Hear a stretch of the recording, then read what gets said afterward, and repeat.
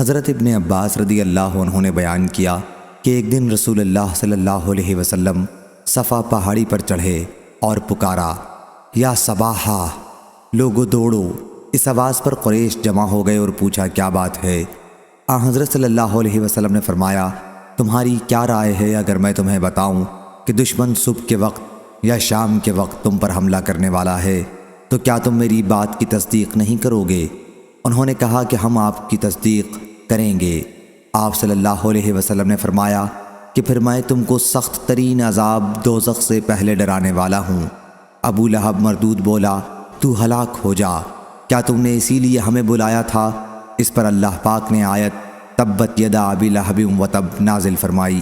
صحیح بخاری حدیث نمبر 4801۔ ابو ذر رضی اللہ عنہ نے بیان کیا کہ آفتاب غروب ہونے کے وقت میں مسجد میں نبی کریم صلی اللہ علیہ وسلم کے ساتھ موجود تھا۔ حضرت صلی اللہ علیہ وسلم نے فرمایا، ابو ذر تمہیں معلوم ہے یہ آفتاب کہاں غروب ہوتا ہے؟ میں نے عرض کیا اللہ اور اس کے رسول کو زیادہ علم ہے۔ آپ صلی اللہ علیہ وسلم نے فرمایا کہ یہ چلتا رہتا ہے یہاں تک کہ عرش کے نیچے سجدہ کرتا ہے، جیسا کہ ارشاد باری ہے کہ اور آفتاب اپنے ٹھکانے کی طرف چلتا رہتا ہے۔ یہ زبردست علم والے کا ٹھہرایا ہوا اندازہ ہے۔ صحیح بخاری حدیث نمبر 4802۔ عامش نے بیان کیا، ان سے ابراہیم تیمی نے، ان سے ان کے والد نے، اور ان سے حضرت ابو ذر رضی اللہ عنہ نے کہ میں نے رسول اللہ صلی اللہ علیہ وسلم سے اللہ تعالیٰ کے فرمان اور سورج اپنے ٹھکانے کی طرف چلتا رہتا ہے کے متعلق سوال کیا، تو حضرت صلی اللہ علیہ وسلم نے فرمایا کہ اس کا ٹھکانہ عرش کے نیچے ہے۔ صحیح بخاری حدیث نمبر 4803۔ عبداللہ بن مسعود رضی اللہ عنہ نے بیان کیا کہ رسول کریم صلی اللہ علیہ وسلم نے فرمایا، کسی کے لیے مناسب نہیں کہ وہ یونس بن متی علیہ السلام سے بہتر ہونے کا دعویٰ کرے۔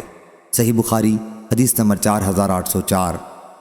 محمد بن فلیح نے بیان کیا، انہوں نے کہا مجھ سے میرے والد نے بیان کیا، ان سے بنی عامر بن لوئی کے ہلال بن علی نے، ان سے عطا بن یسار نے، اور ان سے حضرت ابو ہریرہ رضی اللہ عنہ نے کہ رسول اللہ صلی اللہ علیہ وسلم نے فرمایا، جو شخص یہ دعویٰ کرے کہ میں یونس بن متی علیہ السلام سے بہتر ہوں وہ جھوٹا ہے۔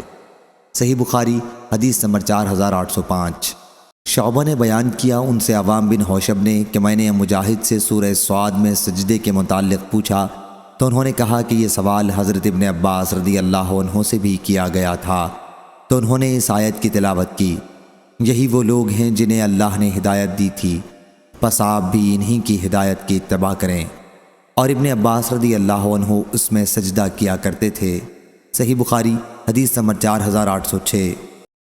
عوام بن حوشب نے بیان کیا کہ میں نے مجاہد سے سورہ صاد میں سجدے کے متعلق پوچھا، تو انہوں نے کہا کہ میں نے حضرت ابن عباس رضی اللہ عنہ سے پوچھا تھا کہ اس صورت میں آیت سجدہ کے لیے دلیل کیا ہے؟ انہوں نے کہا کہ کیا تم سورہ انعام میں یہ نہیں پڑھتے کہ اور ان کی نسل سے داؤد اور سلیمان ہیں، یہی وہ لوگ ہیں جنہیں اللہ تعالیٰ نے یہ ہدایت دی تھی، سو آپ بھی ان کی ہدایت کی اتباع کریں۔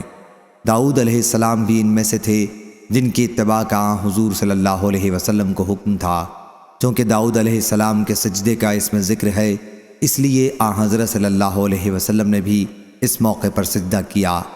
اعجاب کا معنی عجیب القط، قط کہتے ہیں کاغذ کے ٹکڑے پرچے کو، یہاں نیکیوں کا پرچہ مراد ہے یا حساب کا پرچہ۔ اور مجاہد نے کہا فعزہ کے معنی یہ ہے کہ وہ شرارت و سرکشی کرنے والے ہیں۔ الملۃ الاخری سے مراد قریش کا دین ہے۔ اختلاق سے مراد جھوٹ، الاسباب آسمان کے راستے دروازے مراد ہیں۔ جند ما ہنالک الآیہ سے قریش کے لوگ مراد ہیں۔ اولئک الاحزاب سے اگلی امتیں مراد ہیں جن پر اللہ کا عذاب اترا۔ فواق کا معنی پھرنا، لوٹنا۔ اجلنا قطنا میں قط سے عذاب مراد ہے۔ اتخذناہم سخریہ، ہم نے ان کو ٹھٹھے میں گھیر لیا تھا۔ اتراب جوڑ والے۔ اور ابن عباس رضی اللہ عنہ نے کہا عید کے معنی عبادت کی قوت، الابصار اللہ کے کاموں کو غور سے دیکھنے والے، حب الخیر ان ذکر ربی میں ان من کے معنی میں ہے۔ تفق مسحا، گھوڑوں کے پاؤں اور عیال پر محبت سے ہاتھ پھیرنا شروع کیا، یا بقول بعض تلوار سے ان کو کاٹنے لگے۔ قولا وتفق مسحا بالسوق والاعناق ای یسمح اعراف الخیل واراقیبها حبالها، حاشیہ بخاری الاسواد کے معنی زنجیریں، صحیح بخاری حدیث نمبر 4807۔ حضرت ابو ہریرہ رضی اللہ عنہ نے بیان کیا کہ رسول اللہ صلی اللہ علیہ وسلم نے فرمایا، گزشتہ رات ایک سرکش جن اچانک میرے پاس آیا، یا اسی طرح کا کلمہ آپ صلی اللہ علیہ وسلم نے فرمایا، تاکہ میری نماز خراب کرے، لیکن اللہ تعالیٰ نے مجھے اس پر قدرت دے دی، اور میں نے سوچا کہ اسے مسجد کے ستونوں سے باندھ دوں تاکہ صبح کے وقت تم سب لوگ بھی اسے دیکھ سکو۔ پھر مجھ کو اپنے بھائی سلیمان علیہ السلام کی دعا یاد آ گئی کہ اے میرے رب مجھے ایسی سلطنت دے کہ میرے بعد کسی کو میسر نہ ہو۔ روح نے کہا کہ حضرت صلی اللہ علیہ وسلم نے اس جن کو ذلت کے ساتھ بھگا دیا، صحیح بخاری حدیث نمبر 4808۔ جریر نے بیان کیا، ان سے عامش نے، ان سے ابو الضحیٰ نے، ان سے مسروق نے کہ ہم عبداللہ بن مسعود رضی اللہ عنہ کی خدمت میں حاضر ہوئے۔ انہوں نے کہا، اے لوگو، جس شخص کو کسی چیز کا علم ہو تو وہ اسے بیان کرے، اگر علم نہ ہو تو کہے کہ اللہ ہی کو زیادہ علم ہے، کیونکہ یہ بھی علم ہی ہے کہ جو چیز نہ جانتا ہو اس کے متعلق کہہ دے کہ اللہ ہی زیادہ جاننے والا ہے۔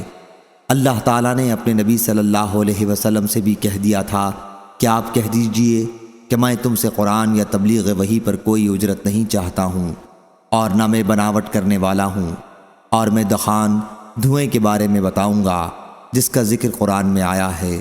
رسول اللہ صلی اللہ علیہ وسلم نے قریش کو اسلام کی دعوت دی تو انہوں نے تاخیر کی۔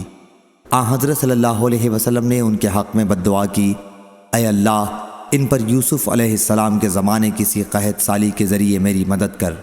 چنانچہ قحط پڑا اور اتنا زبردست کہ ہر چیز ختم ہو گئی، اور لوگ مردار اور چمڑے کھانے پر مجبور ہو گئے۔ بھوک کی شدت کی وجہ سے یہ حال تھا کہ آسمان کی طرف دھواں ہی دھواں نظر آتا۔ اس کے بارے میں اللہ تعالیٰ نے فرمایا کہ پس انتظار کرو اس دن کا جب آسمان کھلا ہوا دھواں لائے گا جو لوگوں پر چھا جائے گا، یہ دردناک عذاب ہے۔ بیان کیا کہ پھر قریش دعا کرنے لگے کہ اے ہمارے رب اس عذاب کو ہم سے ہٹا لے تو ہم ایمان لائیں گے، لیکن وہ نصیحت سننے والے کہاں؟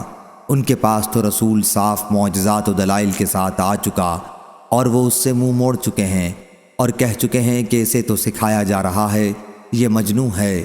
بے شک ہم تھوڑے دنوں کے لیے ان سے عذاب ہٹا لیں گے، یقیناً تم پھر کفر ہی کی طرف لوٹ جاؤ گے۔ کیا قیامت میں بھی عذاب ہٹایا جائے گا؟ ابن مسعود رضی اللہ عنہ نے بیان کیا کہ پھر یہ عذاب تو ان سے دور کر دیا گیا، لیکن جب وہ دوبارہ کفر میں مبتلا ہو گئے تو جنگ بدر میں اللہ نے انہیں پکڑا۔ اللہ تعالیٰ کے اس ارشاد میں اسی طرف اشارہ ہے کہ جس دن ہم سخت پکڑ کریں گے بلا شبہ ہم بدلہ لینے والے ہیں۔ صحیح بخاری حدیث نمبر 4809۔ سعید بن جبیر نے خبر دی اور انہیں حضرت ابن عباس رضی اللہ عنہ نے کہ مشرکین میں بعض نے قتل کا گناہ کیا تھا اور کثرت سے کیا تھا، اسی طرح زناکاری بھی کثرت سے کرتے رہے تھے۔ پھر وہ حضرت صلی اللہ علیہ وسلم کی خدمت میں آئے اور عرض کیا کہ آپ جو کچھ کہتے ہیں اور جس کی طرف دعوت دیتے ہیں یعنی اسلام، یقیناً اچھی چیز ہے، لیکن ہمیں یہ بتائیے کہ اب تک ہم نے جو گناہ کیے ہیں وہ اسلام لانے سے معاف ہوں گے یا نہیں۔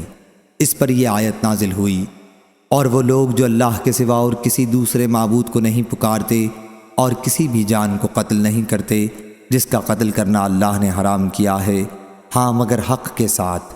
اور یہ آیت نازل ہوئی، آپ کہہ دیں کہ اے میرے بندو جو اپنے نفسوں پر زیادتیاں کر چکے ہو، اللہ کی رحمت سے نا امید مت ہو، بے شک اللہ سارے گناہوں کو معاف کر دے گا، بے شک وہ بڑا ہی بخشنے والا نہایت ہی مہربان ہے۔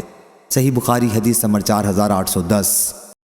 شیبان بن عبد الرحمن نے بیان کیا، ان سے منصور نے، ان سے ابراہیم نخعی نے، ان سے عبیدہ سلمانی نے، اور ان سے حضرت عبداللہ بن مسعود رضی اللہ عنہ نے کہ علماء یہود میں سے ایک شخص رسول کریم صلی اللہ علیہ وسلم کے پاس آیا اور کہا کہ اے محمد صلی اللہ علیہ وسلم، ہم تورات میں پاتے ہیں کہ اللہ تعالیٰ آسمانوں کو ایک انگلی پر رکھ لے گا، اس طرح زمین کو ایک انگلی پر، درختوں کو ایک انگلی پر، پانی اور مٹی ایک انگلی پر، اور تمام مخلوقات کو ایک انگلی پر، پھر فرمائے گا کہ میں ہی بادشاہ ہوں۔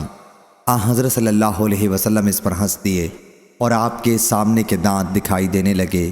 آپ کا یہ ہنسنا اس یہودی عالم کی تصدیق میں تھا۔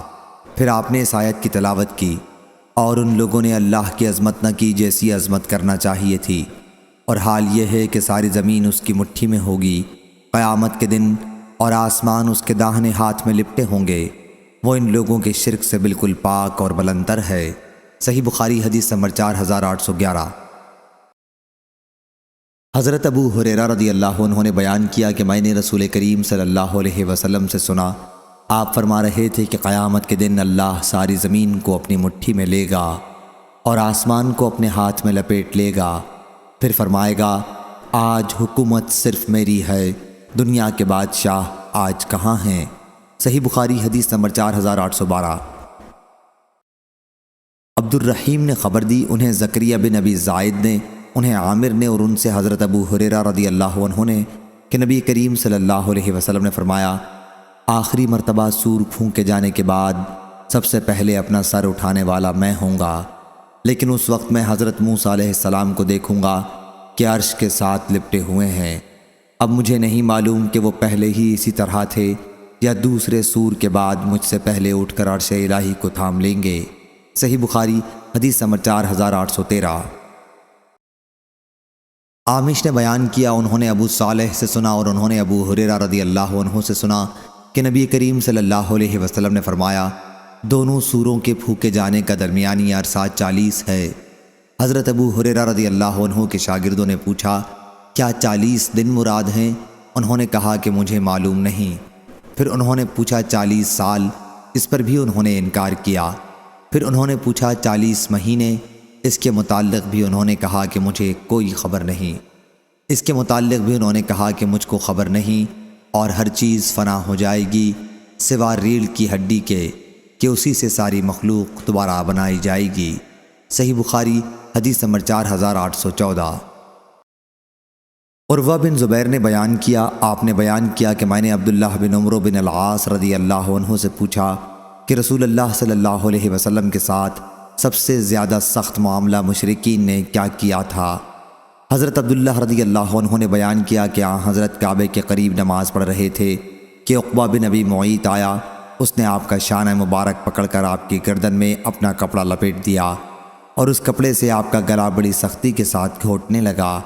اتنے میں حضرت ابو بکر صدیق رضی اللہ عنہ بھی آ گئے اور انہوں نے اس بدبخت کا مونڈھا پکڑ کر اسے حضرت صلی اللہ علیہ وسلم سے جدا کیا اور کہا کہ کیا تم ایک ایسے شخص کو قتل کر دینا چاہتے ہو جو کہتا ہے کہ میرا رب اللہ ہے اور وہ تمہارے رب کے پاس سے اپنی سچائی کے لیے روشن دلائل بھی ساتھ لایا ہے؟ صحیح بخاری حدیث نمبر 4815۔ یزید بن زرعی نے بیان کیا، ان سے روح بن قاسم نے، ان سے منصور نے، ان سے مجاہد نے، ان سے ابو معمر نے اور ان سے حضرت ابن مسعود رضی اللہ عنہ نے آیت اور تم اس بات سے اپنے کو چھپا نہیں سکتے تھے کہ تمہارے کان گواہی دیں گے کے متعلق کہا کہ قریش کے 2 آدمی اور بیوی کی طرف سے ان کے قبیلہ ثقیف کا کوئی رشتہ دار یا ثقیف کے 2 افراد تھے اور بیوی کی طرف قریش کا کوئی رشتہ دار یہ خانہ کعبہ کے پاس بیٹھے ہوئے تھے۔ ان میں سے بعض نے کہا کہ کیا تمہارا خیال ہے کہ اللہ تعالی ہماری باتیں سنتا ہوگا؟ ایک نے کہا کہ بعض باتیں سنتا ہے، دوسرے نے کہا کہ اگر بعض باتیں سن سکتا ہے تو سب سنتا ہوگا۔ اس پر یہ آیت نازل ہوئی اور تم اس بات سے اپنے کو چھپا ہی نہیں سکتے کہ تمہارے خلاف تمہارے کان اور تمہاری آنکھیں گواہی دیں گے، آخر آیت تک۔ صحیح بخاری حدیث نمبر 4816۔ عبداللہ رضی اللہ عنہ نے بیان کیا کہ خانہ کعبہ کے پاس 2 قریشی اور 1 ثقفی یا 1 قریشی اور 2 ثقفی مرد بیٹھے ہوئے تھے۔ ان کے پیٹ بہت موٹے تھے لیکن عقل سے کورے۔ ایک نے ان میں سے کہا تمہارا کیا خیال ہے، کیا اللہ ہماری باتوں کو سن رہا ہے؟ دوسرے نے کہا اگر ہم زور سے بولیں تو سنتا ہے لیکن آہستہ بولیں تو نہیں سنتا۔ تیسرے نے کہا اگر اللہ زور سے بولنے پر سن سکتا ہے تو آہستہ بولنے پر بھی ضرور سنتا ہوگا۔ اس پر یہ آیت اتری کیا اور تم اس بات سے اپنے کو چھپا ہی نہیں سکتے کہ تمہارے کان اور تمہاری آنکھیں ہی اور تمہارے چمڑے گواہی دیں گے، آخر آیت تک۔ سفیان ہم سے یہ حدیث بیان کرتے تھے اور کہا کہ ہم سے منصور نے یا ابن نجیح نے یا حمید نے، ان میں سے کسی ایک نے یا کسی 2 نے یہ حدیث بیان کی۔ پھر آپ منصور ہی کا ذکر کرتے تھے اور دوسروں کا ذکر 1 سے زیادہ مرتبہ نہیں کیا۔ صحیح بخاری حدیث نمبر 4817۔ عبد الملک بن میسرہ نے بیان کیا کہ میں نے طاؤس سے سنا کہ حضرت ابن عباس رضی اللہ عنہ سے اللہ تعالیٰ کے ارشاد سوائے رشتہ داری کی محبت کے متعلق پوچھا گیا تو سعید بن جبیر نے فرمایا کہ آل محمد صلی اللہ علیہ وسلم کی قرابت داری مراد ہے۔ حضرت ابن عباس رضی اللہ عنہ نے اس پر کہا کہ تم نے جلد بازی کی، قریش کی کوئی شاخ ایسی نہیں جس میں حضرت صلی اللہ علیہ وسلم کی قرابت داری نہ ہو۔ حضرت صلی اللہ علیہ وسلم نے ان سے فرمایا کہ تم سے صرف یہ چاہتا ہوں کہ تم اس قرابت داری کی وجہ سے صلہ رحمی کا معاملہ کرو جو میرے اور تمہارے درمیان میں موجود ہے۔ صحیح بخاری حدیث نمبر 4818۔ سفیان بن عینہ نے بیان کیا، ان سے عمرو نے، ان سے عطا نے، ان سے صفوان بن یعلا نے اور ان سے ان کے والد نے کہ میں نے رسول کریم صلی اللہ علیہ وسلم کو منبر پر یہ آیت پڑھتے سنا، اور یہ لوگ پکاریں گے کہ اے مالک تمہارا پروردگار ہمارا کام ہی تمام کر دے۔ اور قتادہ نے کہا مثلاً للآخرین یعنی پچھلوں کے لیے نصیحت، دوسروں نے کہا مقرنین کا معنی قابو میں رکھنے والے۔ عرب لوگ کہتے ہیں فلانا فلانے کا مقرن ہے، یعنی اس پر اختیار رکھتا ہے، اس کو قابو میں لایا ہے۔ اقواب وہ کوزے جن میں ٹوٹی نہ ہو بلکہ منہ کھلا ہوا ہو جہاں سے آدمی چاہے پیے۔ ان کان للرحمن ولد کا معنی یہ ہے کہ اس کی کوئی اولاد نہیں ہے۔ اس صورت میں ان نافیہ ہے، عابدین سے عانفین مراد ہے، یعنی سب سے پہلے میں اس سے عار کرتا ہوں۔ اس میں دو لغت ہیں، عابد و عبد، اور حضرت عبداللہ بن مسعود رضی اللہ عنہ نے اس کو وقال الرسول یا رب پڑھا ہے۔ اول العابدین کے معنی سب سے پہلا انکار کرنے والا، یعنی اگر خدا کی اولاد ثابت کرتے ہو تو میں اس کا سب سے پہلا انکاری ہوں۔ اس صورت میں عابدین باب عبد یا عبد سے آئے گا۔ اور قتادہ نے کہا فی الکتاب کا معنی یہ ہے کہ مجموعی کتاب اور اصل کتاب یعنی لوح محفوظ میں۔ صحیح بخاری حدیث نمبر 4819۔ عبدان نے بیان کیا، ان سے ابو حمزہ نے، ان سے عامش نے، ان سے مسلم نے، ان سے مسروق نے اور ان سے عبداللہ بن مسعود رضی اللہ عنہ نے کہ قیامت کی 5 علامتیں گزر چکی ہیں: الدخان دھواں، الروم غلبہ روم، القمر چاند کا ٹکڑے ہونا، البطشہ پکڑ، اور اللزام ہلاکت اور قید۔ صحیح بخاری حدیث نمبر 4820۔ حضرت عبداللہ بن مسعود رضی اللہ عنہ نے بیان کیا کہ یہ قحط اس لیے پڑا تھا کہ قریش جب رسول اللہ صلی اللہ علیہ وسلم کی دعوت قبول کرنے کے بجائے شرک پر جمے رہے تو آپ نے ان کے لیے ایسے قحط کی بد دعا کی جیسا یوسف علیہ السلام کے زمانے میں پڑا تھا۔ چنانچہ قحط کی نوبت یہاں تک پہنچی کہ لوگ ہڈیاں تک کھانے لگے۔ لوگ آسمان کی طرف نظر اٹھاتے لیکن بھوک اور فاقے کی شدت کی وجہ سے دھوئیں کے سوا اور کچھ نظر نہ آتا۔ اسی کے متعلق اللہ تعالیٰ نے یہ آیت نازل کی، تو آپ انتظار کریں اس روز کا جب آسمان کی طرف سے نظر آنے والا دھواں پیدا ہو جو لوگوں پر چھا جائے، یہ ایک دردناک عذاب ہوگا۔ بیان کیا کہ پھر ایک صحابہ حضرت صلی اللہ علیہ وسلم کی خدمت میں حاضر ہوئے اور عرض کی، یا رسول اللہ صلی اللہ علیہ وسلم، قبیلہ مضر کے لیے بارش کی دعا کیجیے کہ وہ برباد ہو چکے ہیں۔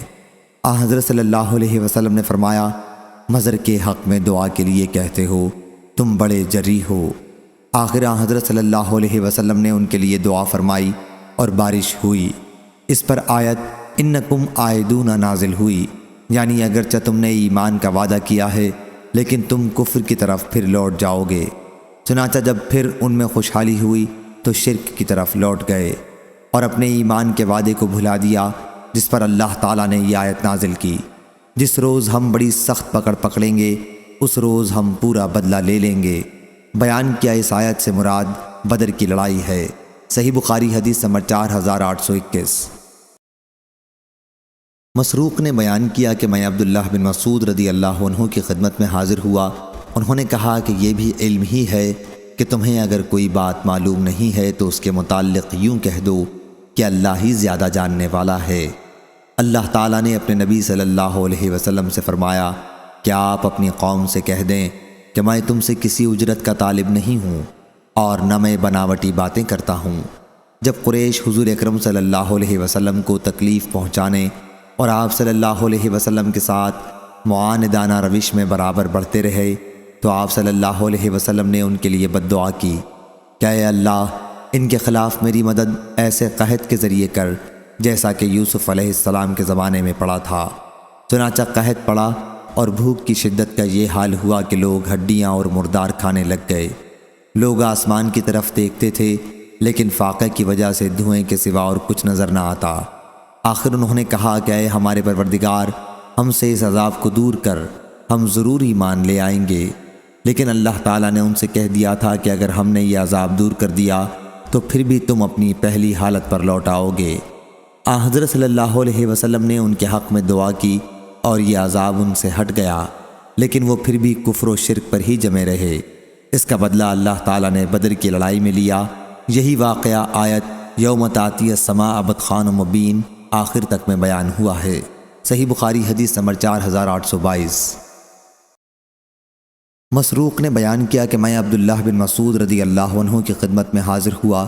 انہوں نے فرمایا کہ جب نبی کریم صلی اللہ علیہ وسلم نے قریش کو اسلام کی دعوت دی تو انہوں نے آپ کو جھٹلایا اور آپ کے ساتھ سرکشی کی۔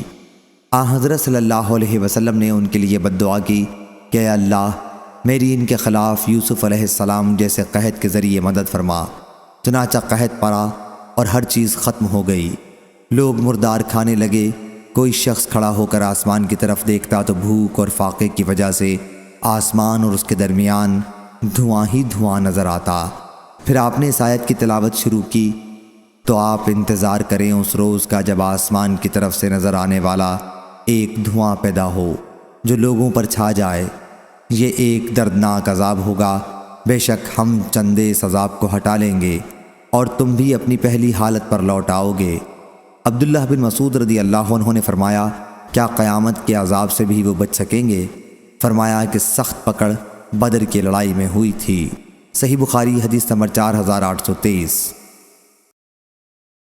حضرت عبداللہ بن مسعود رضی اللہ عنہ نے کہا کہ اللہ تعالیٰ نے محمد صلی اللہ علیہ وسلم کو مبعوث کیا اور آپ نے فرمایا، کہہ دو کہ میں تم سے کسی اجر کا طالب نہیں ہوں اور نہ میں بناوٹی باتیں کرنے والوں میں سے ہوں۔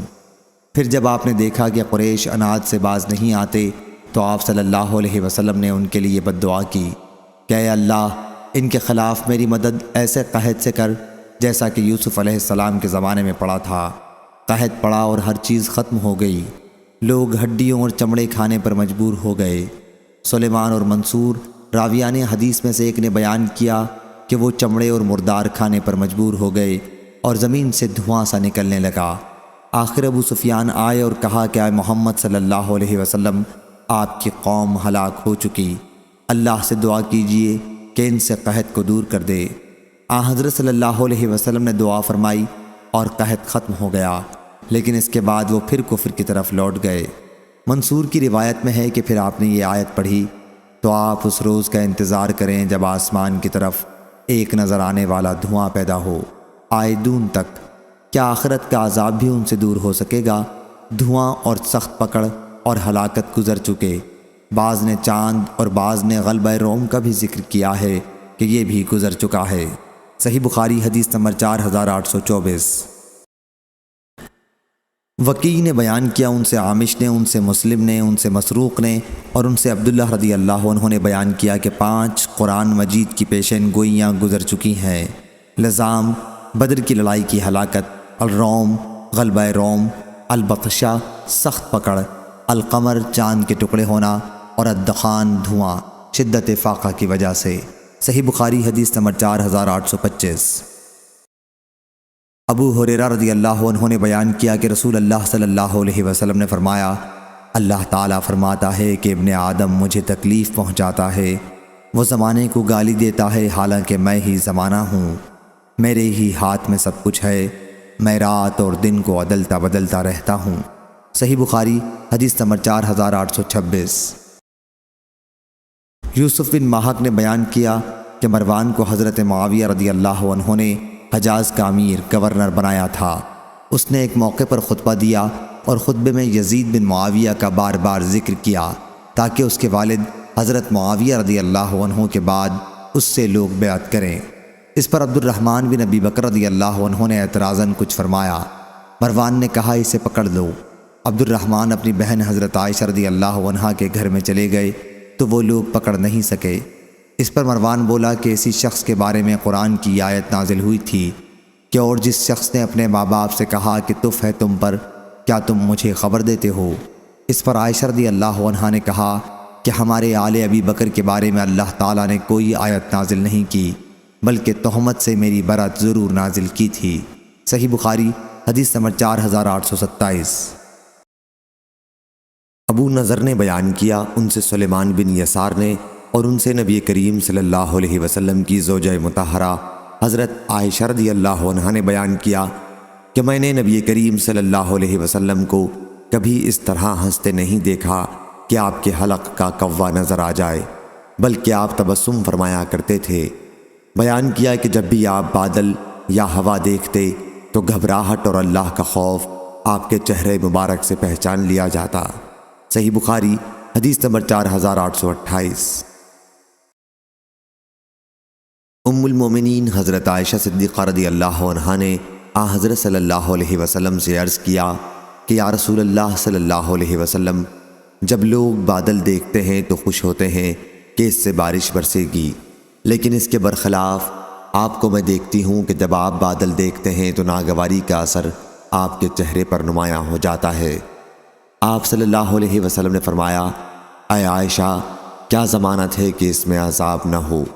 ایک قوم عاد پر ہوا کا عذاب آیا تھا، انہوں نے جب عذاب دیکھا تو بولے کہ یہ تو بادل ہے جو ہم پر برسے گا۔ صحیح بخاری حدیث نمبر 4829۔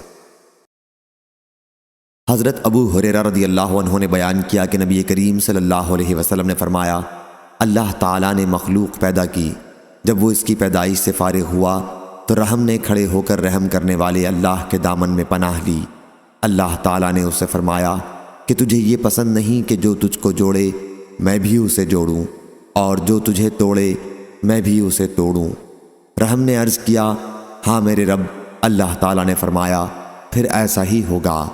حضرت ابو ہریرہ رضی اللہ عنہ نے کہا کہ اگر تمہارا جی چاہے تو یہ آیت پڑھ لو۔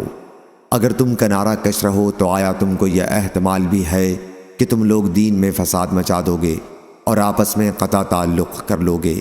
صحیح بخاری حدیث نمبر 4830۔ ابو الحباب سعید بن یسار نے بیان کیا اور ان سے حضرت ابو ہریرہ رضی اللہ عنہ نے سابقہ حدیث کی طرح۔ پھر ابو ہریرہ رضی اللہ عنہ نے بیان کیا کہ رسول اللہ صلی اللہ علیہ وسلم نے فرمایا کہ اگر تمہارا جی چاہے تو آیت اگر تم کنارہ کش رہو پڑھ لو۔ صحیح بخاری حدیث نمبر 4831۔ معاویہ بن ابی مزرد نے خبر دی سابقہ کی حدیث کی طرح، اور یہ کہ ابو ہریرہ رضی اللہ عنہ نے بیان کیا رسول اللہ صلی اللہ علیہ وسلم نے فرمایا، اگر تمہارا جی چاہے تو آیت اگر تم کنارہ کش رہو پڑھ لو۔ صحیح بخاری حدیث نمبر 4832۔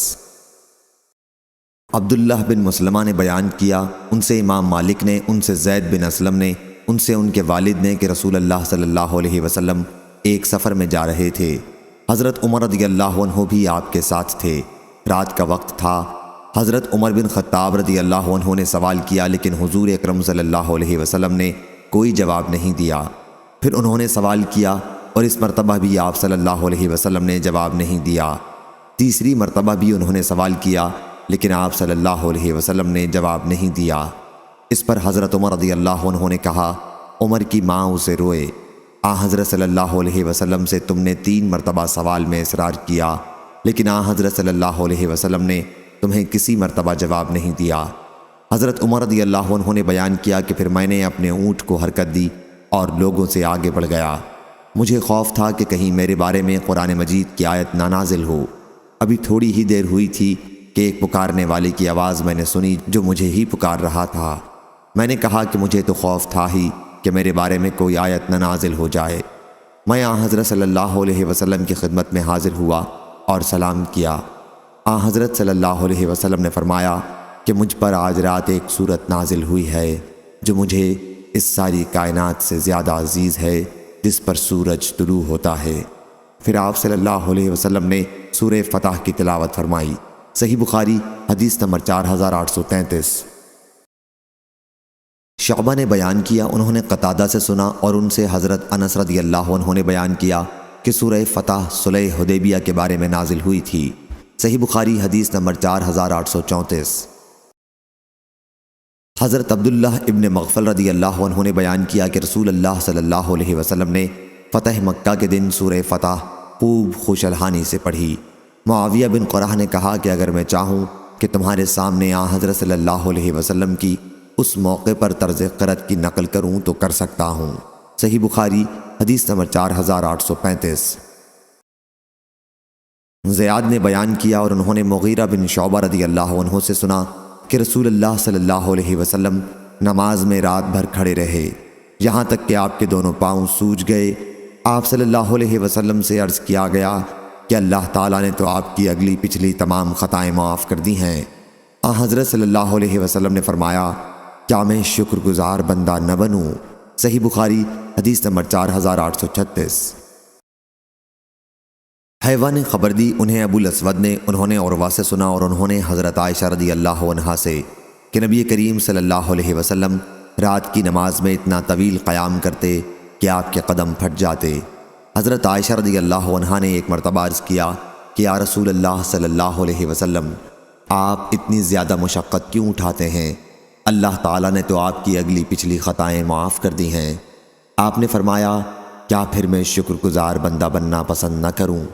عمر کے آخری حصے میں جب طویل قیام دشوار ہو گیا تو آپ بیٹھ کر رات کی نماز پڑھتے، اور جب رکوع کا وقت آتا تو کھڑے ہو جاتے اور تقریباً 30 یا 40 آیتیں اور پڑھتے، پھر رکوع کرتے۔ صحیح بخاری حدیث نمبر 4837۔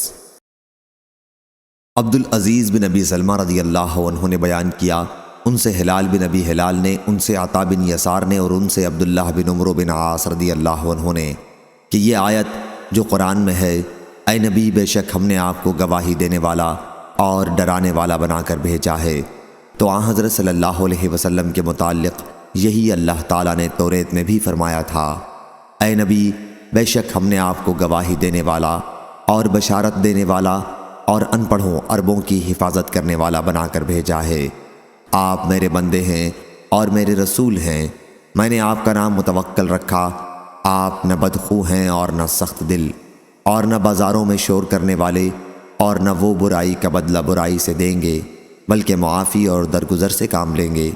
اور اللہ ان کی روح اس وقت تک قبض نہیں کرے گا جب تک کہ وہ کج قوم عربی کو سیدھا نہ کر لیں، یعنی جب تک وہ ان سے لا الہ الا اللہ کا اقرار نہ کرا لیں۔ پس اس کلمہ توحید کے ذریعے وہ اندھی آنکھوں کو اور بہرے کانوں کو اور پردہ پڑے ہوئے دلوں کو کھول دیں گے۔ صحیح بخاری حدیث نمبر 4838۔ حضرت برا رضی اللہ عنہ نے بیان کیا کہ نبی کریم صلی اللہ علیہ وسلم کے ایک صحابی حضرت اسید بن حضیر رضی اللہ عنہ رات میں سورہ کہف پڑھ رہے تھے۔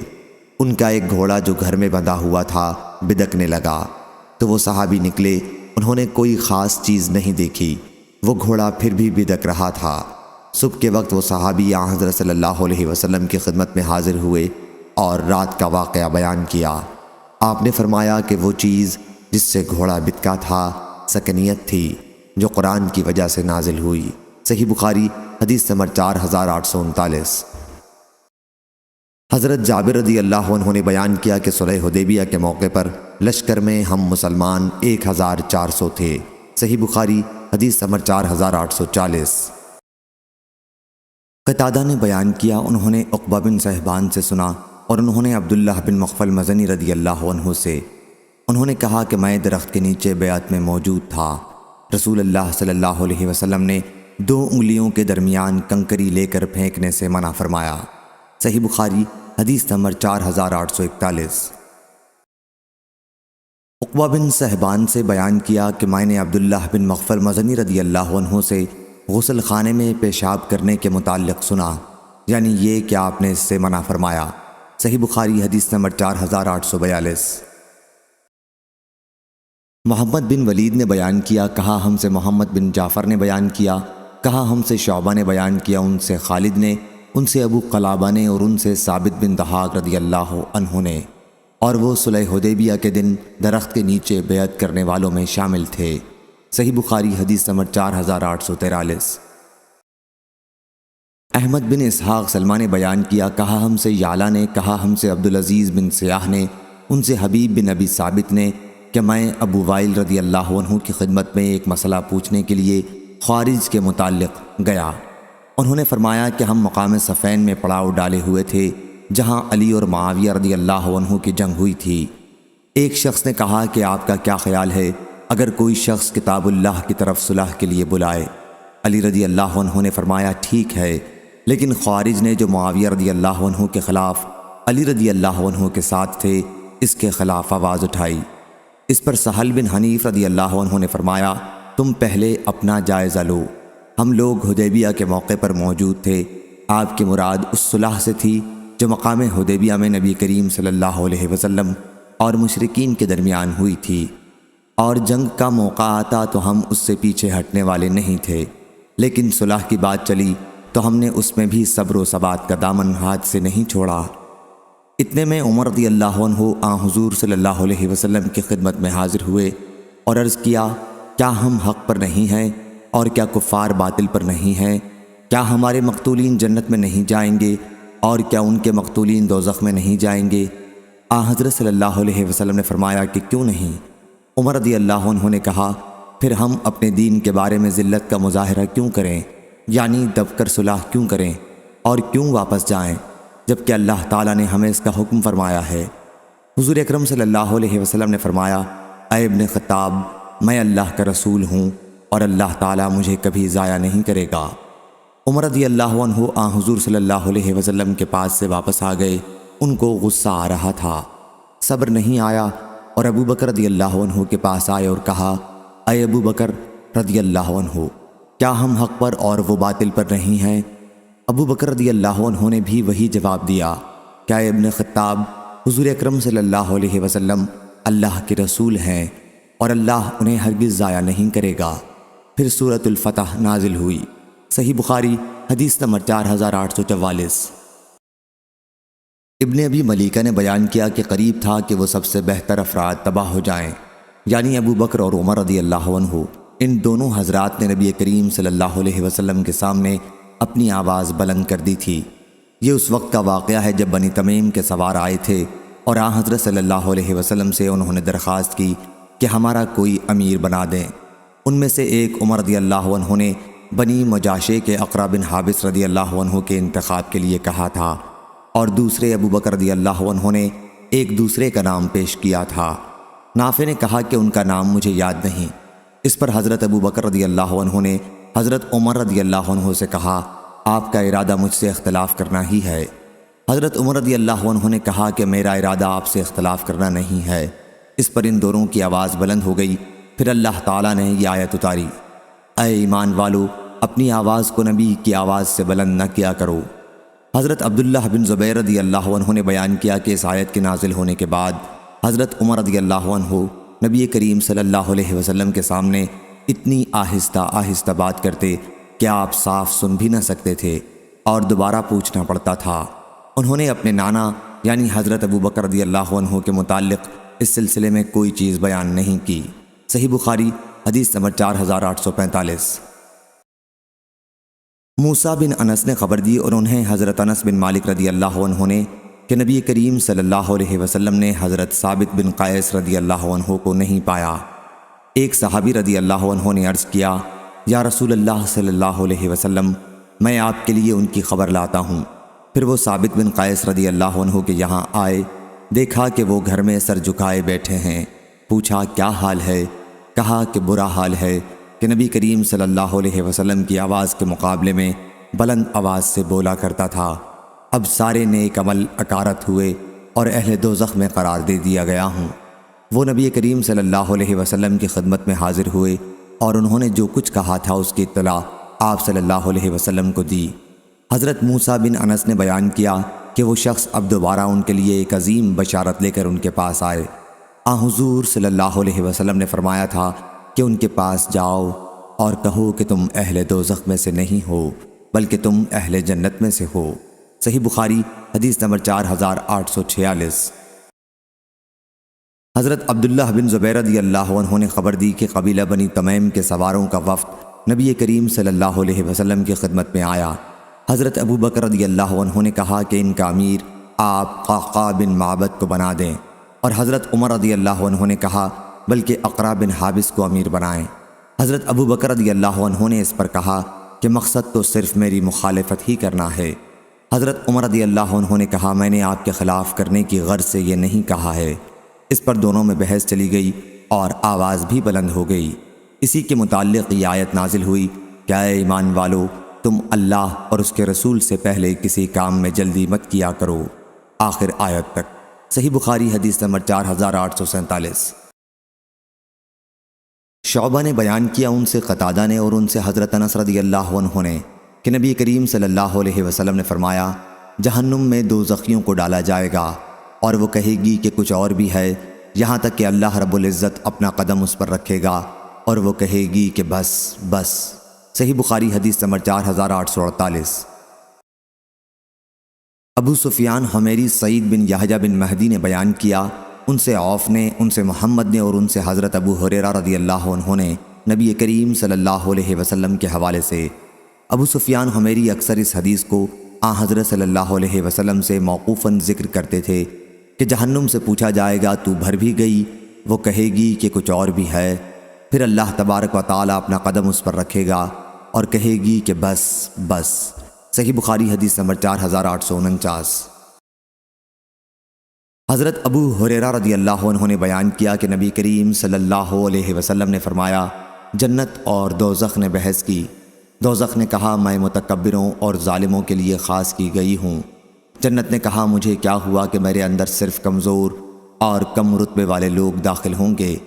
اللہ تعالیٰ نے اس پر جنت سے کہا کہ تو میری رحمت ہے، تیرے ذریعے میں اپنے بندوں میں جس پر چاہوں رحم کروں، اور دوزخ سے کہا کہ تو عذاب ہے، تیرے ذریعے میں اپنے بندوں میں سے جسے چاہوں عذاب دوں۔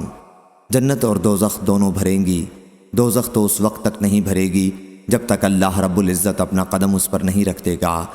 اس وقت وہ بولے گی کہ بس بس بس، اور اس وقت بھر جائے گی اور اس کا بعض حصہ بعض دوسرے حصے پر چڑھ جائے گا، اور اللہ تعالیٰ اپنے بندوں میں کسی پر بھی ظلم نہیں کرے گا، اور جنت کے لیے اللہ تعالیٰ ایک مخلوق پیدا کرے گا۔ صحیح بخاری حدیث نمبر 4850۔ حضرت جریر بن عبداللہ رضی اللہ عنہ نے بیان کیا کہ ہم ایک رات نبی کریم صلی اللہ علیہ وسلم کے ساتھ بیٹھے ہوئے تھے۔ 14ویں رات تھی۔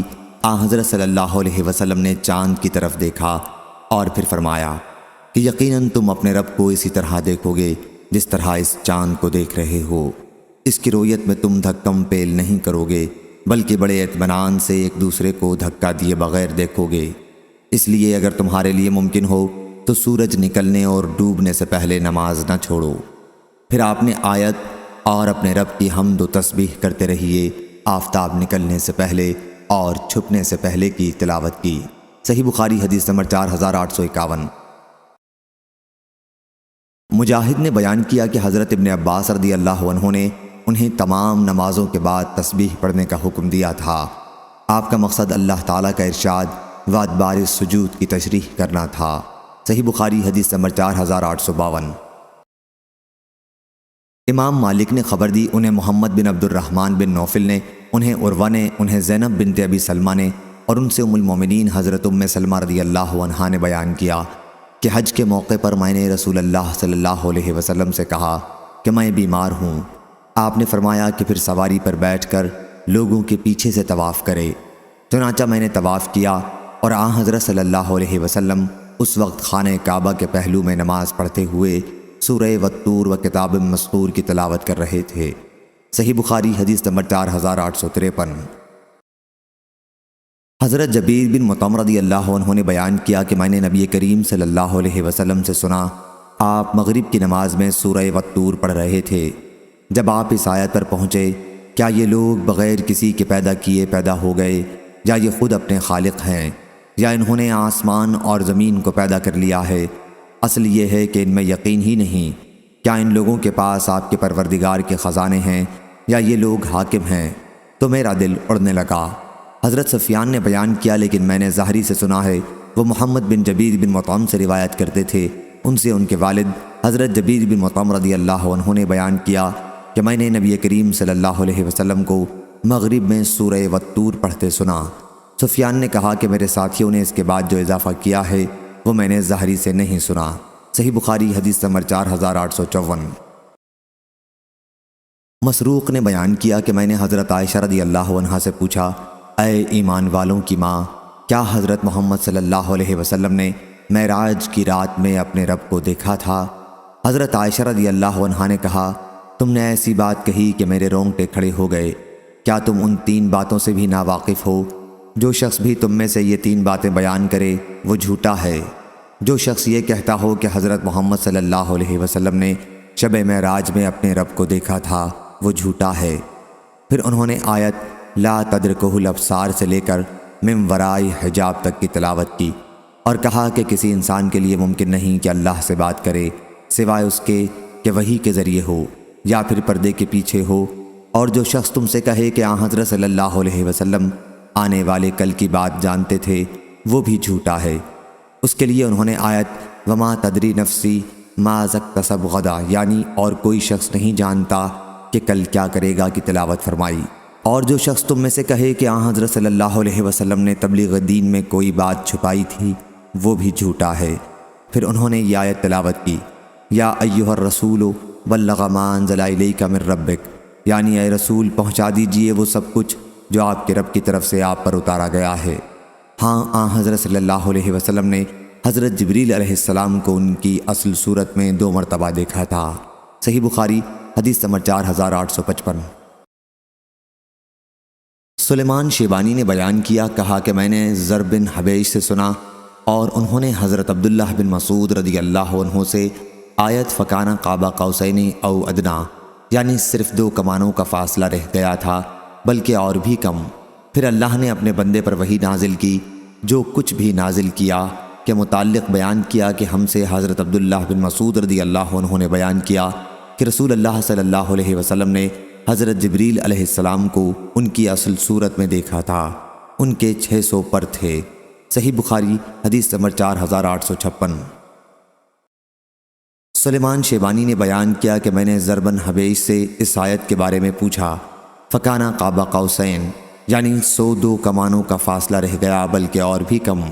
پھر اللہ نے اپنے بندے پر وحی نازل کی، جو کچھ بھی نازل کیا تو انہوں نے بیان کیا کہ ہمیں حضرت عبداللہ بن مسعود رضی اللہ عنہ نے خبر دی کہ حضرت محمد صلی اللہ علیہ وسلم نے حضرت جبریل علیہ السلام کو دیکھا جن کے 600 پر تھے۔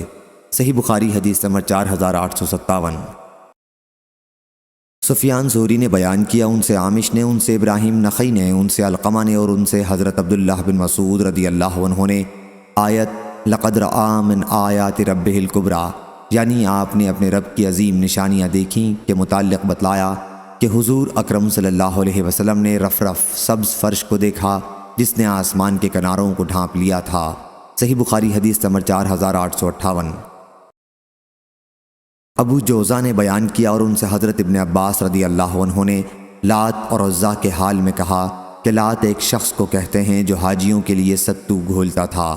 صحیح بخاری حدیث نمبر 4859۔ حضرت ابو ہریرہ رضی اللہ عنہ نے بیان کیا کہ رسول اللہ صلی اللہ علیہ وسلم نے فرمایا، جو شخص قسم کھائے اور کہے کہ قسم ہے لات اور عزا کی تو اسے تجدید ایمان کے لیے کہنا چاہیے لا الہ الا اللہ، اور جو شخص اپنے ساتھی سے یہ کہے کہ آؤ جوا کھیلیں تو اسے صدقہ دینا چاہیے۔ صحیح بخاری حدیث نمبر 4860۔ سفیان بن عینہ نے بیان کیا کہ میں نے عروہ سے سنا، انہوں نے بیان کیا کہ میں نے حضرت عائشہ رضی اللہ عنہا سے پوچھا تو انہوں نے کہا کہ کچھ لوگ منات بت کے نام پر احرام باندھتے جو مقام مشلل میں تھا، وہ صفا اور مروہ کے درمیان حج و عمرہ میں سعی نہیں کرتے تھے۔ اس پر اللہ تعالیٰ نے آیت نازل کی، بے شک صفا اور مروہ اللہ کی نشانیوں میں سے ہیں، چنانچہ رسول کریم صلی اللہ علیہ وسلم نے ان کے درمیان طواف کیا اور مسلمانوں نے بھی طواف کیا۔ سفیان نے کہا کہ منات مقام قدید پر مشلل میں تھا، اور عبد الرحمن بن خالد نے بیان کیا کہ ان سے ابن شہاب نے، ان سے عروہ نے بیان کیا اور ان سے حضرت عائشہ رضی اللہ عنہا نے کہا کہ یہ آیت انصار کے بارے میں نازل ہوئی تھی۔ اسلام سے پہلے انصار اور قبیلہ غسان کے لوگ منات کے نام پر احرام باندھتے تھے، پہلی حدیث کی طرح۔ اور معمر نے ظاہری سے بیان کیا، ان سے عروہ نے، ان سے حضرت عائشہ رضی اللہ عنہا نے کہ قبیلہ انصار کے کچھ لوگ منات کے نام کا احرام باندھتے تھے۔ منات ایک بت تھا جو مکہ اور مدینہ کے درمیان رکھا ہوا تھا۔ اسلام لانے کے بعد ان لوگوں نے کہا کہ یا رسول اللہ صلی اللہ علیہ وسلم، ہم منات کی تعظیم کے لیے صفا اور مروہ کے درمیان سعی نہیں کیا کرتے تھے۔ صحیح بخاری حدیث نمبر 4861۔ حضرت ابن عباس رضی اللہ عنہ نے بیان کیا کہ نبی کریم صلی اللہ علیہ وسلم نے سورہ والنجم میں سجدہ کیا اور آپ کے ساتھ مسلمانوں نے اور تمام مشرکوں اور جنات و انسانوں نے بھی سجدہ کیا۔ عبد الوارث کے ساتھ اس حدیث کو ابراہیم بن طہمان نے بھی ایوب سے روایت کیا، اور اسماعیل بن علیہ نے اپنی روایت میں حضرت ابن عباس رضی اللہ عنہ کا ذکر نہیں کیا۔ صحیح بخاری حدیث نمبر 4862۔ عبداللہ بن مسعود رضی اللہ عنہ نے بیان کیا کہ سب سے پہلے نازل ہونے والی سجدے والی سورت سورہ نجم ہے۔ بیان کیا کہ پھر رسول اللہ صلی اللہ علیہ وسلم نے اس کی تلاوت کے بعد سجدہ کیا، اور جتنے لوگ آپ کے پیچھے تھے سبھی نے آپ کے ساتھ سجدہ کیا سوائے ایک شخص کے۔ میں نے دیکھا کہ اس نے اپنی ہتھیلی میں مٹی اٹھائی اور اس پر سجدہ کر لیا۔ بعد میں بدر کی لڑائی میں نے اسے دیکھا کہ کفر کی حالت میں وہ قتل کیا ہوا پڑا ہے۔ وہ شخص امیہ بن خلف تھا۔ صحیح بخاری حدیث نمبر 4863۔ حضرت عبداللہ بن مسعود رضی اللہ عنہ نے بیان کیا کہ رسول اللہ صلی اللہ علیہ وسلم کے زمانے میں چاند 2 ٹکڑے ہو گیا تھا، ایک ٹکڑا پہاڑ کے اوپر اور دوسرا اس کے پیچھے چلا گیا تھا۔ حضرت صلی اللہ علیہ وسلم نے اس موقع پر ہم سے فرمایا تھا کہ گواہ رہنا۔ صحیح بخاری حدیث نمبر 4864۔ عبداللہ رضی اللہ عنہ نے بیان کیا کہ چاند پھٹ گیا تھا، اور اس وقت ہم بھی نبی کریم صلی اللہ علیہ وسلم کے ساتھ تھے، چنانچہ اس کے 2 ٹکڑے ہو گئے۔ حضرت صلی اللہ علیہ وسلم نے ہم سے فرمایا کہ لوگوں گواہ رہنا، گواہ رہنا۔ صحیح بخاری حدیث نمبر 4865۔ عبید اللہ بن عبداللہ بن عتبہ بن مسعود نے بیان کیا، ان سے حضرت عبداللہ بن عباس رضی اللہ عنہ نے بیان کیا کہ نبی کریم صلی اللہ علیہ وسلم کے زمانے میں چاند پھٹ گیا تھا۔ صحیح بخاری حدیث نمبر 4866۔ حضرت انس رضی اللہ عنہ نے بیان کیا کہ مکے والوں نے نبی کریم صلی اللہ علیہ وسلم سے معجزہ دکھانے کو کہا، تو حضرت صلی اللہ علیہ وسلم نے انہیں چاند کے پھٹ جانے کا معجزہ دکھایا۔ صحیح بخاری حدیث نمبر 4867۔ حضرت انس رضی اللہ عنہ نے بیان کیا کہ چاند 2 ٹکڑوں میں پھٹ گیا تھا۔ صحیح بخاری حدیث نمبر 4868۔ عبداللہ بن مسعود رضی اللہ عنہ نے بیان کیا کہ نبی کریم صلی اللہ علیہ وسلم فحل میں مدکر پڑھا کرتے تھے۔ صحیح بخاری حدیث نمبر 4869۔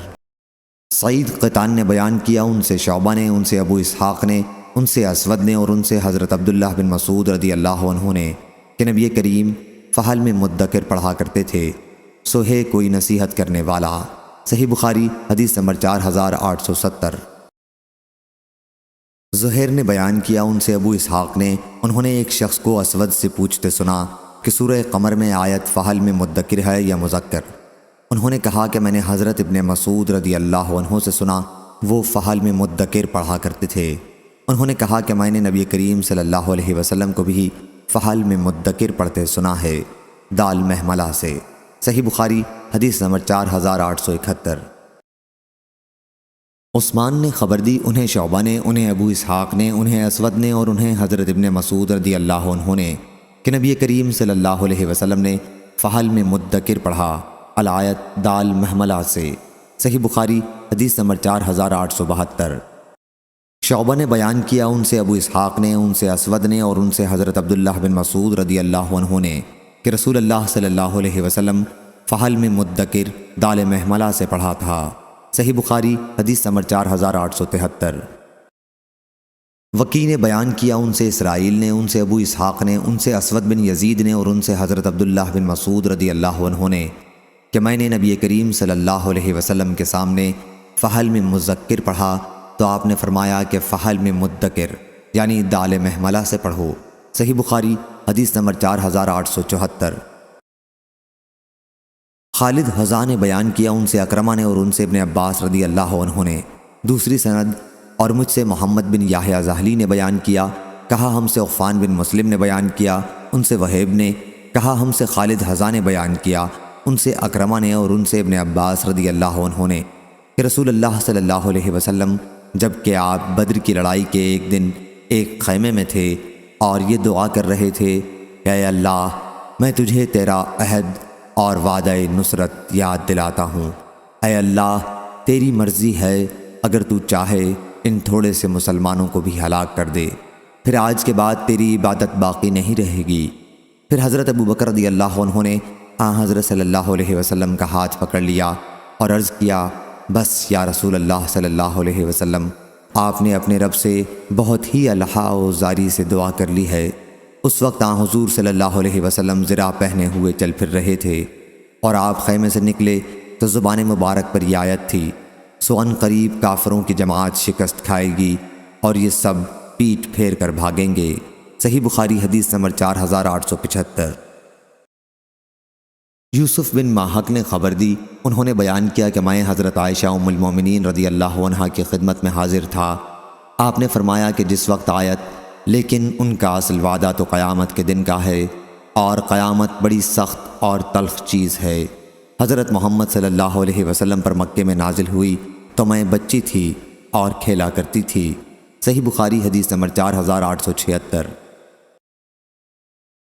خالد بن مہران حذا نے بیان کیا، ان سے اکرمہ رضی اللہ عنہ نے اور ان سے حضرت ابن عباس رضی اللہ عنہ نے کہ رسول اللہ صلی اللہ علیہ وسلم جبکہ آپ بدر کی لڑائی کے موقع پر میدان میں ایک خیمے میں یہ دعا کر رہے تھے کہ اے اللہ، میں تجھے تیرا عہد اور وعدہ نصرت یاد دلاتا ہوں۔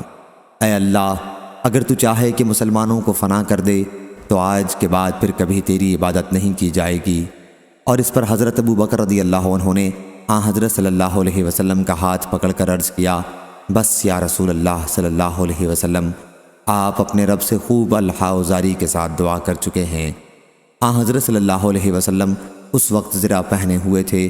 آپ باہر تشریف لائے تو آپ کی زبان مبارک پر یہ آیت تھی، سَيُهْزَمُ الْجَمْعُ وَيُوَلُّونَ الدُّبُرَ بَلِ السَّاعَةُ مَوْعِدُهُمْ وَالسَّاعَةُ أَدْهَىٰ وَأَمَرُ، یعنی ان قریب کافروں کی یہ جماعت ہار جائے گی اور یہ سب پیٹ پھیر کر بھاگیں گے، لیکن ان کا اصل وعدہ تو قیامت کے دن کا ہے اور قیامت بڑی سخت اور بہت ہی کڑوی چیز ہے۔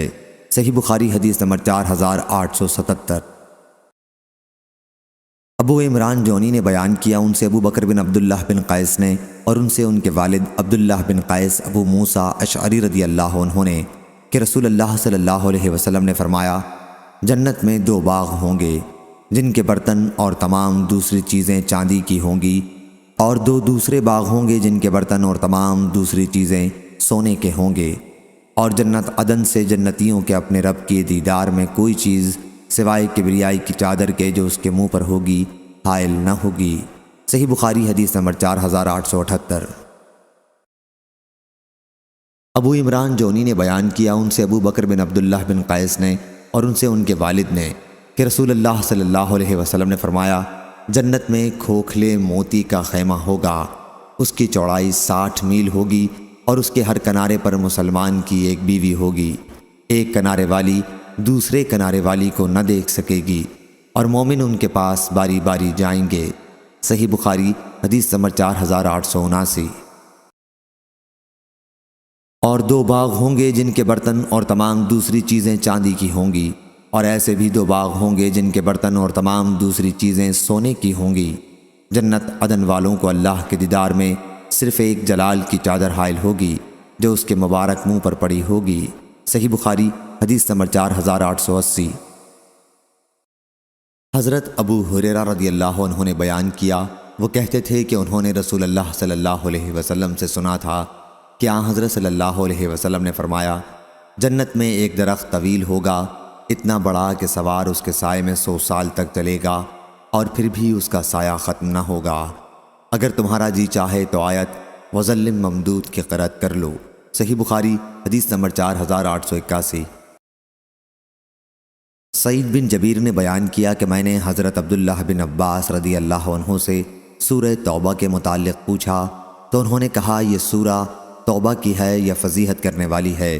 اس صورت میں برابر یہی اترتا رہا، بعض لوگ ایسے ہیں اور بعض لوگ ایسے ہیں، یہاں تک کہ لوگوں کو گمان ہوا یہ صورت کسی کا کچھ بھی نہیں چھوڑے گی بلکہ سب کے بھید کھول دے گی۔ بیان کیا کہ میں نے سورۃ الانفال کے متعلق پوچھا تو فرمایا کہ یہ جنگ بدر کے بارے میں نازل ہوئی تھی۔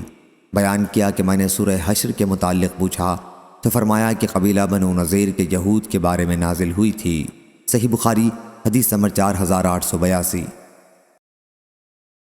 سعید بن جبیر نے بیان کیا کہ میں نے حضرت ابن عباس رضی اللہ عنہ سے سورۃ حشر کے متعلق پوچھا تو انہوں نے کہا بلکہ اسے سورہ نذیر کہو۔ صحیح بخاری حدیث نمبر 4883۔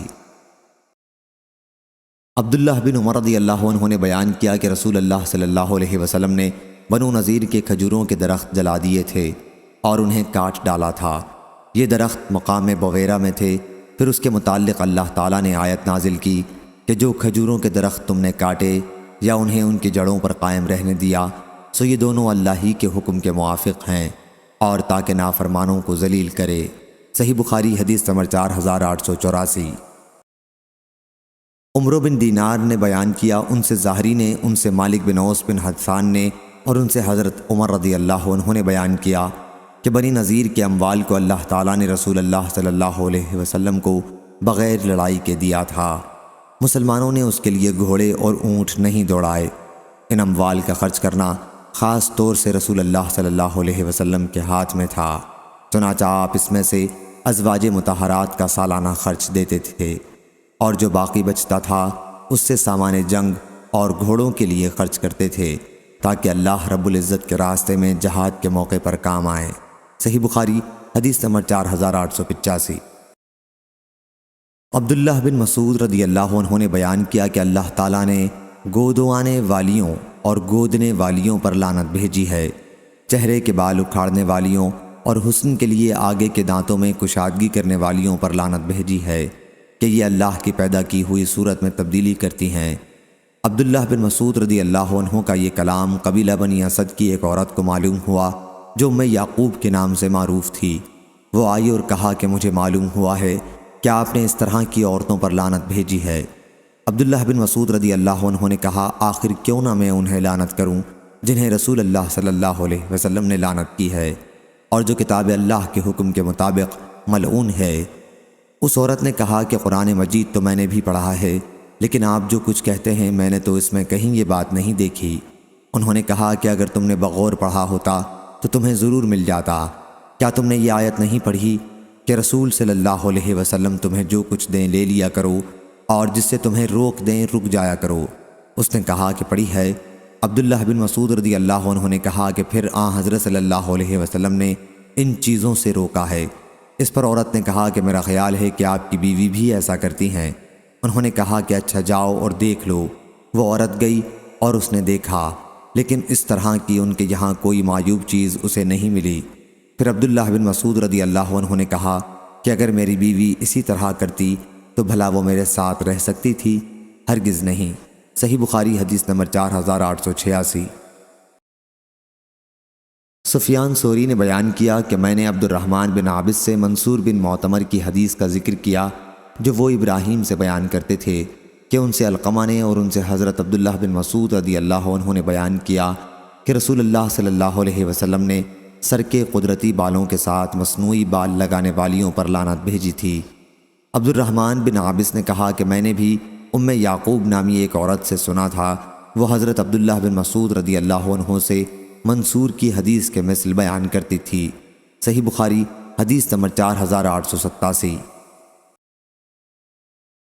عمرو بن میمون نے بیان کیا کہ حضرت عمر بن خطاب رضی اللہ عنہ نے زخمی ہونے کے بعد انتقال سے پہلے فرمایا تھا، میں اپنے بعد ہونے والے خلیفہ کو مہاجرین اولین کے بارے میں وصیت کرتا ہوں کہ وہ ان کا حق پہچانے، اور میں اپنے بعد میں ہونے والے خلیفہ کو انصار کے بارے میں وصیت کرتا ہوں جو دارالسلام اور ایمان میں نبی کریم صلی اللہ علیہ وسلم کی ہجرت سے پہلے ہی سے قرار پکڑے ہوئے ہیں، یہ کہ ان میں جو نیکوکار ہیں ان کی عزت کرے اور ان کے غلط کاروں سے درگزر کرے۔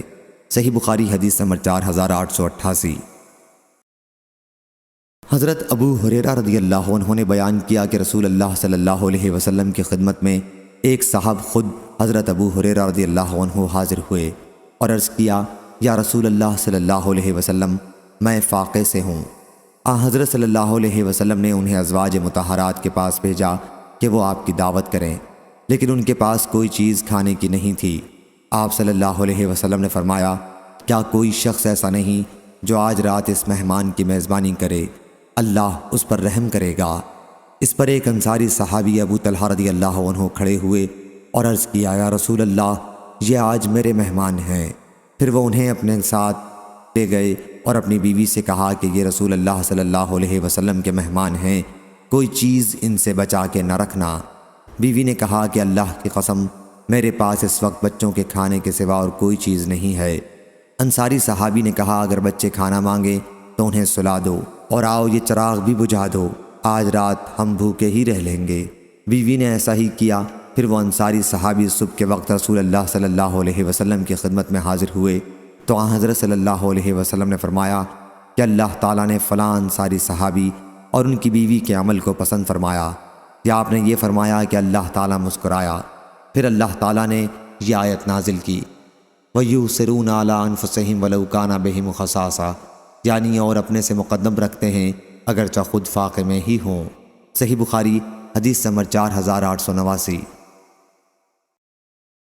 حسن بن محمد بن علی نے بیان کیا، انہوں نے علی رضی اللہ عنہ کے کاتب عبید اللہ بن ابی رافع سے سنا، وہ بیان کرتے تھے کہ میں نے علی رضی اللہ عنہ سے سنا، انہوں نے کہا کہ رسول اللہ صلی اللہ علیہ وسلم نے مجھے حضرت زبیر اور مقداد رضی اللہ عنہ کو روانہ کیا، اور جب مقام خاخ کے باغ پر پہنچ جاؤ گے جو مکے اور مدینے کے درمیان تھا تو وہاں تمہیں ہودج میں ایک عورت ملے گی، اس کے ساتھ ایک خط ہوگا، وہ خط تم اس سے لے لینا۔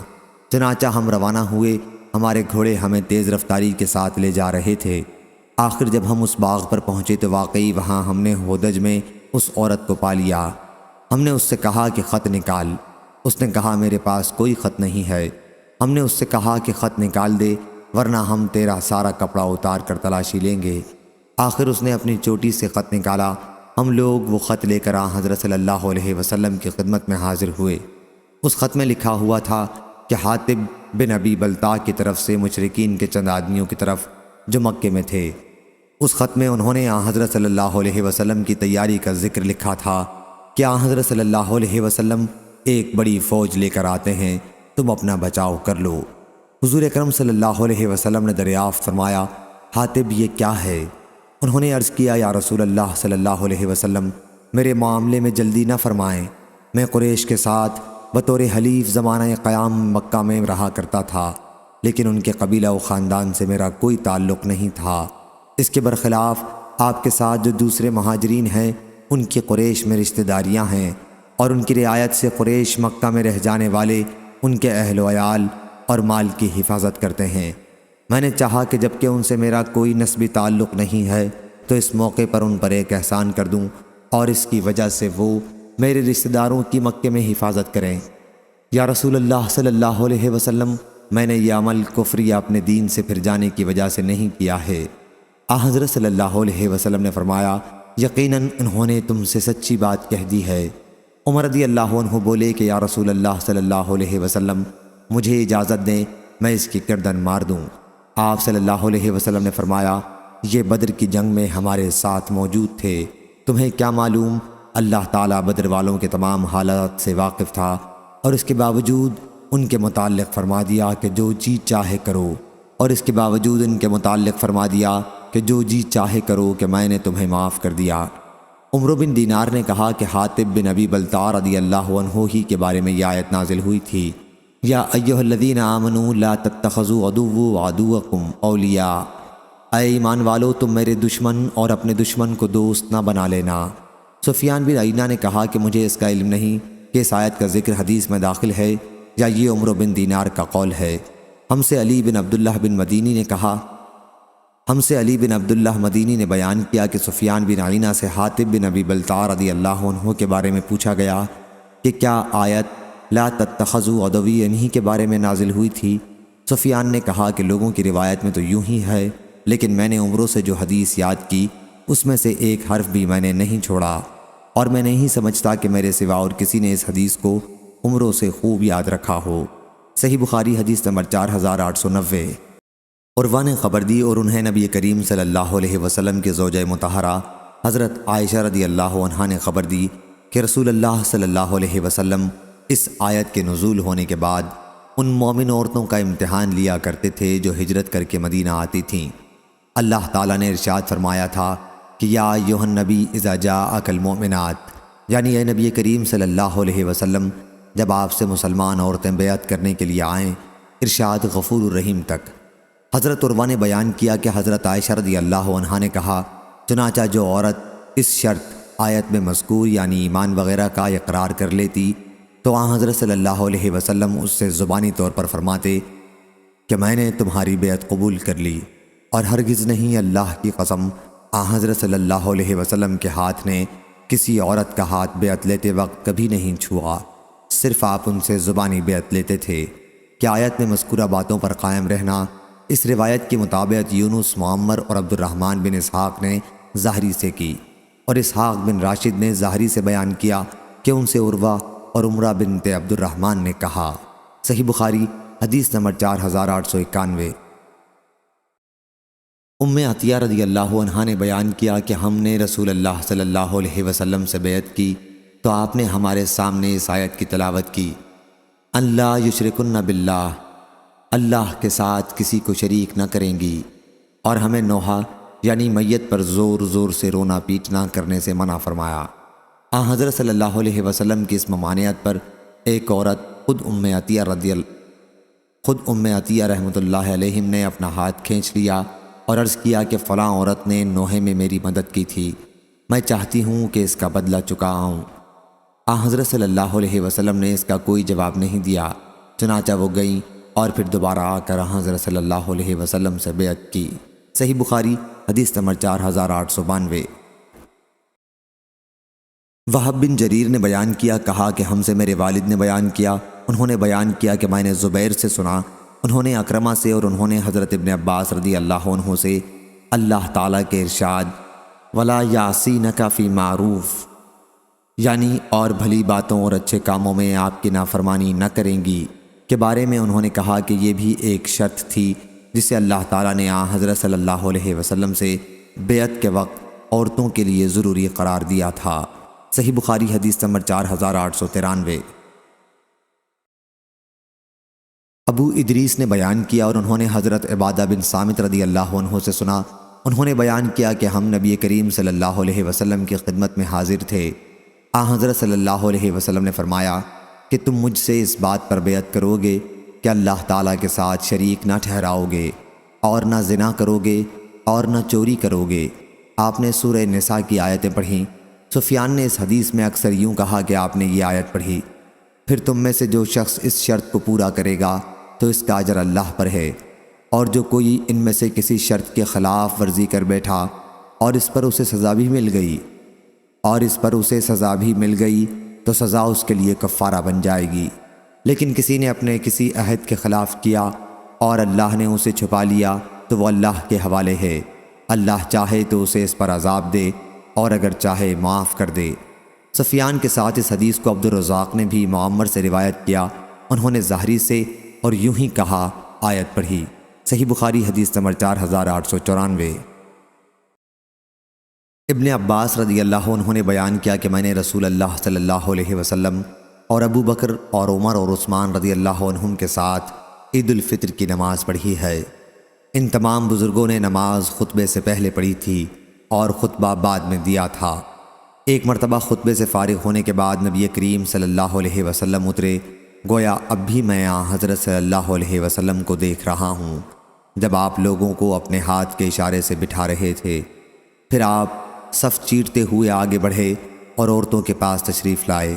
بلال رضی اللہ عنہ آپ کے ساتھ تھے۔ پھر آپ نے یہ آیت تلاوت کی، یا ایھا النبی اذا جاءک المؤمنات، یعنی اے نبی جب مومن عورتیں آپ کے پاس آئیں کہ آپ سے ان باتوں پر بیعت کریں کہ اللہ کے ساتھ نہ کسی کو شریک کریں گی، اور نہ چوری کریں گی، اور نہ بدکاری کریں گی، اور نہ اپنے بچوں کو قتل کریں گی، اور نہ بہتان لگائیں گی جسے اپنے ہاتھ اور پاؤں کے درمیان گھڑ لیں۔ آپ نے پوری آیت آخر تک پڑھی۔ جب آپ آیت پڑھ چکے تو فرمایا، تم ان شرائط پر قائم رہنے کا وعدہ کرتی ہو؟ ان میں سے ایک عورت نے جواب دیا، ہاں یا رسول اللہ صلی اللہ علیہ وسلم۔ ان کے سوا اور کسی عورت نے شرم کی وجہ سے کوئی بات نہیں کہی۔ حسن کو اس عورت کا نام معلوم نہیں تھا۔ بیان کیا کہ پھر عورتوں نے صدقہ دینا شروع کیا اور بلال رضی اللہ عنہ نے اپنا کپڑا پھیلا لیا۔ عورتیں بلال رضی اللہ عنہ کے کپڑے میں چھلے اور انگوٹھیاں ڈالنے لگیں۔ صحیح بخاری حدیث نمبر 4895۔ جبیر بن مطعم رضی اللہ عنہ نے بیان کیا کہ میں نے رسول اللہ صلی اللہ علیہ وسلم سے سنا، آپ فرما رہے تھے کہ میرے کئی نام ہیں، میں محمد ہوں، میں احمد ہوں، میں ماہی ہوں کہ جس کے ذریعے اللہ تعالیٰ کفر کو مٹا دے گا، میں حاشر ہوں کہ اللہ تعالیٰ سب کو حشر میں میرے بعد جمع کرے گا، اور میں عاقب ہوں۔ صحیح بخاری حدیث نمبر 4896۔ ابو ہریرہ رضی اللہ عنہ نے بیان کیا کہ ہم رسول اللہ صلی اللہ علیہ وسلم کے پاس بیٹھے ہوئے تھے کہ سورۃ الجمعہ کی یہ آیتیں نازل ہوئیں، وآخرین منہم لما یلحقوا بہم، اور دوسروں کے لیے بھی جو ابھی ان میں شامل نہیں ہوئے ہیں حضرت صلی اللہ علیہ وسلم ہادی اور معلم ہیں۔ بیان کیا، میں نے عرض کیا رسول اللہ صلی اللہ علیہ وسلم یہ دوسرے کون لوگ ہیں؟ حضرت صلی اللہ علیہ وسلم نے کوئی جواب نہیں دیا۔ آخر یہی سوال 3 مرتبہ کیا۔ مجلس میں سلمان فارسی رضی اللہ عنہ بھی موجود تھے۔ حضرت صلی اللہ علیہ وسلم نے ان پر ہاتھ رکھ کر فرمایا، اگر ایمان سریہ پر بھی ہوگا تب بھی ان لوگوں یعنی فارس والوں میں سے اس تک پہنچ جائیں گے، یا یوں فرمایا کہ ایک آدمی ان لوگوں میں سے اس تک پہنچ جائے گا۔ صحیح بخاری حدیث نمبر 4897۔ عبدالعزیز نے بیان کیا، انہیں سور نے اور ان سے ابو الغیث نے، انہیں حضرت ابو ہریرہ رضی اللہ عنہ نے، اور انہیں نبی کریم صلی اللہ علیہ وسلم نے کہ ان کی قوم کے کچھ لوگ اسے پالیں گے۔ صحیح بخاری حدیث نمبر 4898۔ عبدالعزیز نے بیان کیا، انہیں سور نے اور ان سے ابو الغیث نے، انہیں حضرت ابو ہریرہ رضی اللہ عنہ نے، اور انہیں نبی کریم صلی اللہ علیہ وسلم نے کہ ان کی قوم کے کچھ لوگ اسے پالیں گے۔ صحیح بخاری حدیث نمبر 4898۔ زید بن ارقم رضی اللہ عنہ نے بیان کیا کہ میں ایک غزوہ تبوک میں تھا اور میں نے منافقوں کے سردار عبداللہ بن ابی کو یہ کہتے سنا کہ جو لوگ مہاجرین رسول کے پاس جمع ہیں ان پر خرچ نہ کرو تاکہ وہ خود ہی رسول اللہ صلی اللہ علیہ وسلم سے جدا ہو جائیں۔ اس نے یہ بھی کہا، اب اگر ہم مدینہ لوٹ کر جائیں گے تو عزت والا وہاں سے ذلت والوں کو نکال باہر کرے گا۔ میں نے اس کا ذکر اپنے چچا سعد بن عبادہ انصاری رضی اللہ عنہ سے کیا، یا حضرت عمر رضی اللہ عنہ سے اس کا ذکر کیا۔ راوی کو شک تھا۔ انہوں نے اس کا ذکر نبی کریم صلی اللہ علیہ وسلم سے کیا۔ حضرت صلی اللہ علیہ وسلم نے مجھے بلایا، میں نے تمام باتیں آپ کو سنا دیں۔ حضرت صلی اللہ علیہ وسلم نے عبداللہ بن ابی اور اس کے ساتھیوں کو بلا بھیجا۔ انہوں نے قسم کھا لی، کہا کہ انہوں نے اس طرح کی کوئی بات نہیں کہی تھی۔ اس پر حضرت صلی اللہ علیہ وسلم نے مجھ کو جھوٹا سمجھا اور عبداللہ کو سچا سمجھا۔ مجھے اس کا اتنا صدمہ ہوا کہ ایسا کبھی نہ ہوا تھا۔ پھر میں گھر میں بیٹھ رہا، میرے چچا نے کہا کہ میرا خیال نہیں تھا کہ حضرت صلی اللہ علیہ وسلم تمہاری تکذیب کریں گے اور تم پر ناراض ہوں گے۔ پھر اللہ تعالیٰ نے یہ صورت نازل کی، جب منافق آپ کے پاس آتے ہیں۔ اس کے بعد حضرت صلی اللہ علیہ وسلم نے مجھے بلوایا اور اس صورت کی تلاوت کی اور فرمایا کہ اے یزید، اللہ تعالیٰ نے تم کو سچا کر دیا ہے۔ صحیح بخاری حدیث نمبر 4900۔